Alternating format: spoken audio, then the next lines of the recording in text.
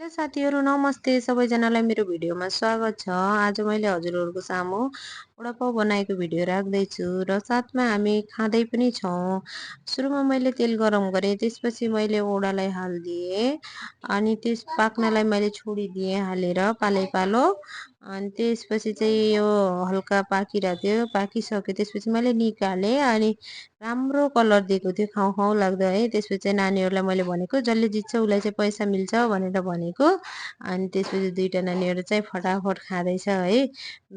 मेरो सानो नानी पनि फटाफट खाँदैछ, ठुलोले पनि खायो, ठुलोले त खुर्सानी पनि खाँदैछ है। सानोबाट पनि फटाफट गर्दैछ, तर उसले चाहिँ हारिहाल्छ है, ठुलीवालीले चाहिँ खाइसकिहालिन्। अब एउटा चाहिँ अर्कोमा लागिहालिन्। कान्छीले चाहिँ अब पहिलाकै खाँदैछिन्। अनि त्यसपछि चाहिँ ठुलीवाली पानी पिउँदैछिन्। उसले पनि हेरिरहेको छ, कान्छीले पनि खाँदैछ फटाफट चाहिँ। दिदीले सकिहाल्छ कि मलाई पैसा मिल्दैन भन्ने सोच्छ। उसले चाहिँ सकेर पनि ठुलीले पैसा उठाइहालिन्, तर कान्छीले सकिनन्, हारिन्। त्यसपछि मैले पनि फटाफट खाएँ, मलाई पनि भोक लागिरहेको थियो, म पनि खाँदैछु। अनि मिठो भएको थियो, तर हल्का ओडा चाहिँ राम्रो भएको थियो। ओडा चाहिँ मैले चाहिँ बेसनमा बनाएको होइन, गहुँको पिठोमै बनाएको, एकदम मिठो भएको थियो। तर पाउ चाहिँ राम्रो आएन। अनि मैले बुढोलाई भन्दै थिएँ राम्रो आएन पाउ भनेर भन्दै थिएँ।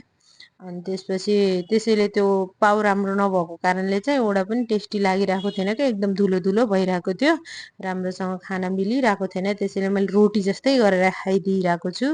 अनि टेस्ट त लास्टै टेस्टी थियो, तर पाउ चाहिँ राम्रो आएन, त्यसैले हल्का गडबड लागिरहेको थियो। मलाई भोक पनि लागिरहेको थियो। आज चाहिँ मेरो मम्मी आउनुभएको थियो, सासू मम्मी, त्यसैले हल्का हामीलाई बाहिर पनि जानु थियो नि त, त्यसैले हामीले फटाफट मैले पनि खाएँ।